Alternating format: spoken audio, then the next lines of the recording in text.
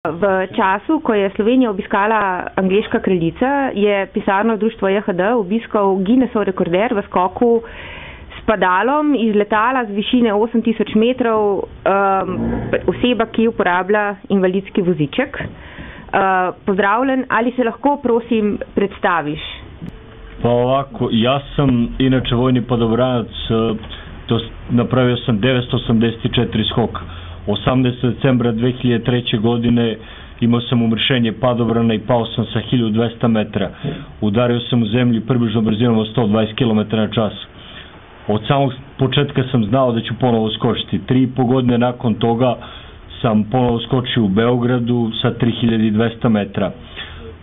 Od uvek mi je bila želja da skočim mnogo veću visinu. Do sada je maksimalna visina izvedena u tandem skoku sa licima sa invaliditetom u Americi 6500 metra. Slavko Perbil, inače iz Slovenije, padobranac koji je kod nas služio u padobranskoj brigadi mnogo ranije, dolazio u Srbiju kada sam pravio kamp koji se zove Hodenje po oblacima. Pomogao mi je, trebalo da sakupi novac za lečenje u Rusiji. Tada smo već prvi put razgovarali o tome da napravimo skok, jer nije postojala letelica kod nas u Srbiji koja bi mogla da digne nas padobrance na nekoj većoj visini. I onda sam preko njega stupio u kontakt sa ljudima ovde u Sloveniji, Pilatus avion koji može da popne do 9000 metara. Tako da smo pre 2 dana, tačnije 20. oktobra, napravili skok sa 8350 metara.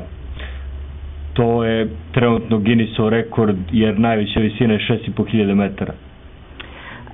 Ker smo vas videli nazadnje na televiziji, je bilo rečeno tudi, da pripravljate še druge podvige, še druge rekorde. Lahko poveste kaj o svojih prihodnih planih?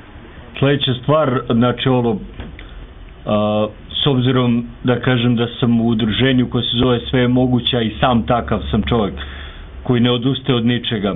Ranije sam se bavio, pored padobranstvom, ronjenjem, speleologijom, free climbingom, član Gorske službe spasavanja. Znači, radio sam mnogo stvari. Između ostaloga, 2002. godine popao sam Mont Blanc u Francuskoj, a 2003. godine pred samu povredu Elbrus na Kavkazu. Tako da smo posle skoka izveli još jednu stvar veliku, zajedno sa gospodinom Brankom Ravnakom. Ponovo sam zaronio. Napravili smo još jedan uron. Sljedeća stvar, nadamo se, s obzirom da ne odustajem, trebalo bi da bude i spustanje u jednu jamu, znači speleologija. A još jedna stvar koju planiram, to je da popnem planinu, odnosno ne u smislu trekinga, običnog penja, već u smislu alpinizma, zajedno sa užadima, spitovima i svim ostalim stvarima. Dobro, a ko vam kod ovih projekata pomaže? U celoj ovoj priči pomažu mi, znači, drugari moji padobranci, ronioci. Preko njih stupam u kontakt sa svim ostalim ljudima koji bi mogli tu pomoći. Znači, to je otprilike cela priča. A zar ste uspjeli skupiti nešto novca za ovaj cilj koji ste imali? Za sve ono što nameravam da radim, uvijek je potrebno, da kažemo, neka količina novca. Do nje je veoma teško doći. Međutim, radimo postepeno jednu po jednu stvar.